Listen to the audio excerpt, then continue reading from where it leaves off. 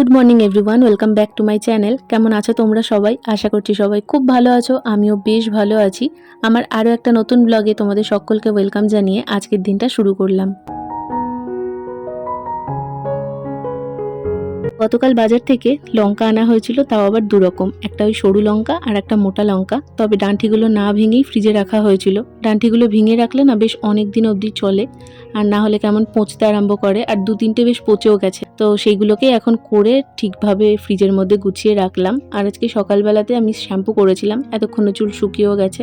ঘড়িতে দেখো প্রায় 2:10।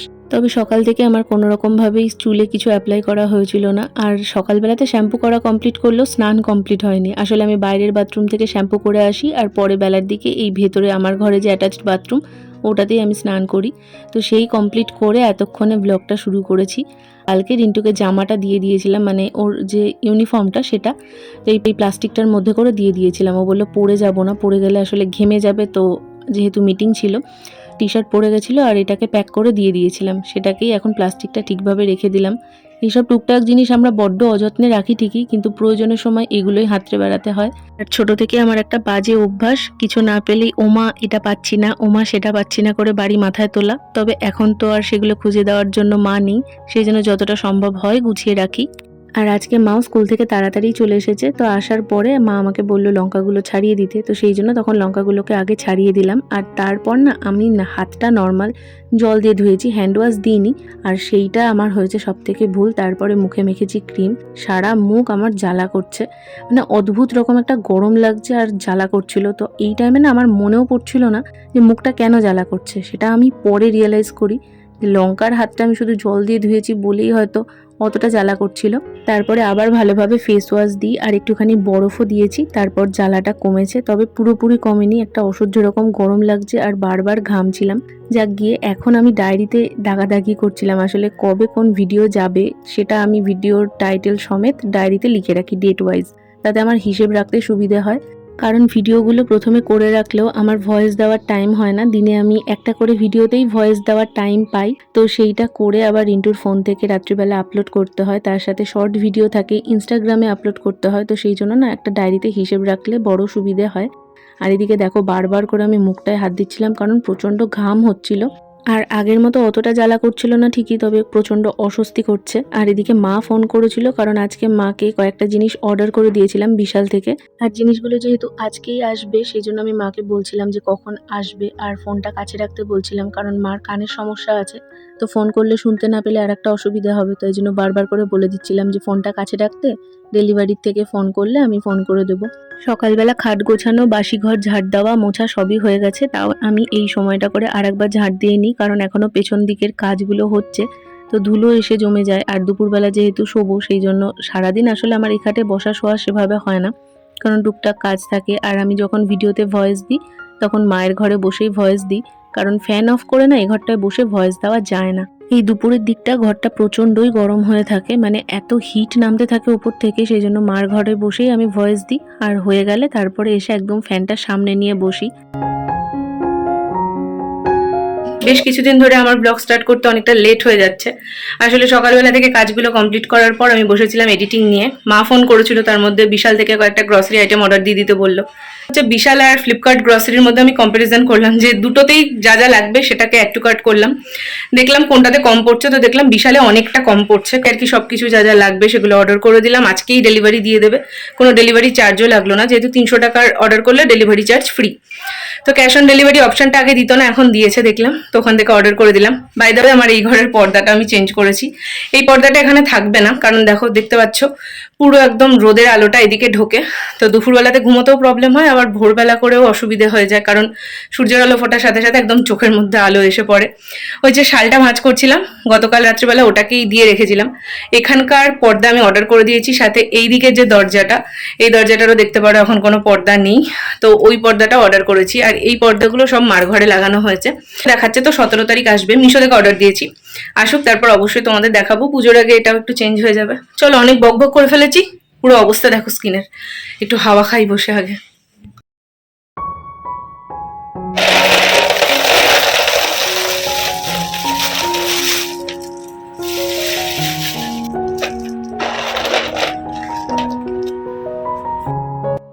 একটুক্ষণ বসে হাওয়া খেয়ে তারপর ওদিকে গেছিলাম লাঞ্চ করতে। লাঞ্চ কমপ্লিট করে সয়াবিনটা আনা হয়েছিল, সেটাকে আবার মা ঢেলে রাখলো, সেটাই তোমাদের সাথে একটু শেয়ার করছিলাম। আমি আগের দিন বলছিলাম না এরকম বড় বড় সয়াবিন খেতেই আমার ভালো লাগে। তারপর বাসন টসন যা যা মাজার ছিল সেগুলো কমপ্লিট করে সব কিছু ফ্রিজে ঢুকিয়ে দিয়ে এখন চলে এসেছি আমার রুমে। আর রুমটা দেখো কি দারুণ লাগছে না, মানে একটু চেঞ্জ কিছু করলে রুমটা যেন দেখতে বেশ ভালো লাগে। তো এখন যেহেতু এই পিঙ্ক কালারের পর্দাটা লাগানো হয়েছে, রুমটার মধ্যে একটা পিঙ্ক আভা রয়েছে। তবে আমি এই পিঙ্ক কালারের পর্দাটা কিন্তু একদমই ফেলে দেবো না বা অন্য কিছু করব না। ভেবেছি আমি দুই সাইড দিয়ে মোটা অন্যরকম কিছু পর্দা দিয়ে দেবো, আর পিঙ্কটা ট্রান্সপারেন্ট হিসাবে মাঝে থাকবে।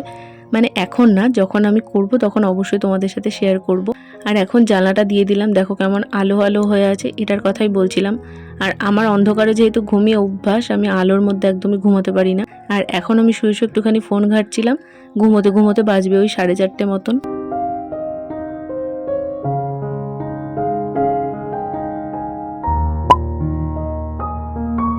বাজছে 6:20, জাস্ট একটু আগেই চোখ খুলেছি। আর তারপরে দেখছিলাম কত কি ভিউজ এসেছে। ফোনটা নিয়ে একটুখানি ঘাঁটাঘাঁটি করার পর ফাইনালি উঠে পড়েছি।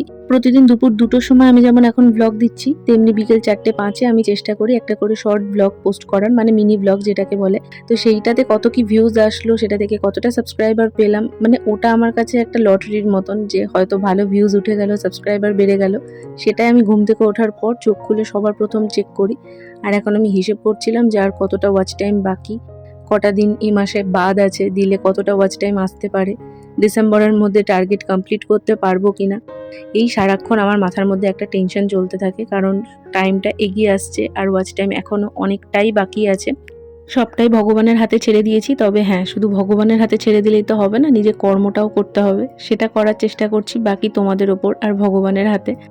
তো এইদিকে এখন বিছানাটা গুছিয়ে জামা কয়েকটা আয়রন করতে হবে, নিজেরও জানো তো কয়েকটা কুর্তি আয়রন করতে হবে। তবে আমি যেহেতু বেরোই না কোথাও, তো সেই জন্য ওটা রোজই ভাবছি কাল করব, পরশু করব। তবে রিন্টুর এই জামা দুটো আয়রন এখন করতেই হবে, কারণ ওর কালকেই দরকার পড়ে যাবে হয়তো। তো সেই জন্য এখন আয়রনটা নিয়ে বসে পড়েছি। কিছুই না, এই শার্ট দুটো আয়রন করার পর নিজের কুর্তি দুটোও আয়রন করে নেওয়া যায়। তবে আমার ইচ্ছেই করে না, মনে হয় থাক আজকে করব না, কালকে তো ওর কিছু আয়রন করার নেই, কাল করব, এই ভেবে আমারগুলো পড়েই আছে। তবে একটা বড় কাজ করেছি, সেটা হচ্ছে আমি আলমারিটাকে কমপ্লিট গুছিয়ে ফেলেছি। তোমাদের আগের দিন বলছিলাম না সোয়েটারের জায়গাটা গোছানো বাদ আছে এখনও, সেটাকেও কমপ্লিট করেছি। আর সত্যি কথা বলতে গোছানোর পর অনেকটা স্পেস বেরিয়েছে। আয়রন আমি আগে খুব ভালো করতে পারতাম না, এখনও যে দারুণ পারি সেটা না, তবে আগের থেকে বেটার হয়।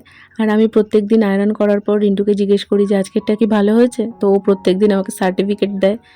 একটা সংসারে যা কাজ থাকে সেটা আমি নিজের মতন করে গুছিয়ে করার যথেষ্টই চেষ্টা করি। হ্যাঁ, হয়তো একদম পারফেক্ট পারি না, কারণ আমি ছোট থেকে কোনো কিছুই করিনি। এটা ভেবো না যে আমি এটা নিয়ে গর্ব করছি, এটা মোটেই গর্বের কথা নয়। আমি জানি কাজ নিজেরটুকু নিজে শিখে নেওয়াই ভালো, তাতে অন্তত পরে ভবিষ্যতে কারোর কাছে কথা শুনতে হয় না। কিন্তু কি বলতো, আমাকে কোনোদিন করতে দেয়নি। হয়তো একটা মেয়ে ছিলাম বলেই অতটা মাথায় করে মানুষ করেছে, বা হয়তো প্রত্যেকটা বাবা মাই তার সন্তানকে এভাবেই মানুষ করে। একটা ছেলের জন্ম দিতেও যতটা কষ্ট হয়, একটা মেয়ের জন্ম দিতেও ঠিক ততটাই কষ্ট হয়। ছেলের বাবা মা যেমন ভাবে যে না আমার ছেলেটাকে কিছু করতে দেবো না, তাকে আমি সবকিছুই করে দিই, একটা মেয়ের বাবা মাও কিন্তু সেটাই ভাবে। তাই আমার ছেলে কিছু পারে না, কিছু করেনি, এটা যতটা গর্বের সাথে তোমরা বলে থাকো, ঠিক ততটাই গর্বের সাথেও মেনে নাও যে পরের ঘরের মেয়েটাও কিছু না শিখেই তোমার ঘরে আসছে। তাকে শিখতে পড়তে একটু টাইম দিতে শেখো। আমার কথাগুলো কিন্তু কেউ নিজের গায়ে টেনে নিও না, আমি কাউকে উদ্দেশ্য করে বলিনি। আবার কথাটার অপব্যাখ্যা করে এরকমটা ভেবো না যে আমার কপালে এরকম হয়েছে। আমি শুধু বলছি সমাজে এখনো এরকম মানুষ এক্সিস্ট করে। তো যারা এরকম, তারা নিজেদের মানসিকতাটা একটু পরিবর্তন করার চেষ্টা করো, দেখবে নিজেও ভালো থাকতে পারবে আর অন্যকেও ভালো রাখতে পারবে।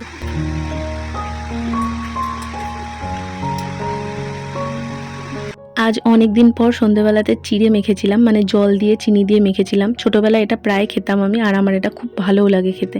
তো সেটাই আমি খুব এখানে আনন্দ করে খাচ্ছিলাম। আর শুনলেই তো বৃষ্টি শুরু হয়েছে, তো বৃষ্টিটাও এনজয় করছিলাম। আজকের ব্লগটা তোমাদের কেমন লাগলো অবশ্যই একটা কমেন্টে জানিও। আর বাচ্চা দেখো এখন প্রায় 11:15, এখনো অবধি রিন্টু আসেনি। চলো আমি ওর ওয়েট করি, দেখা হবে কাল। টাটা।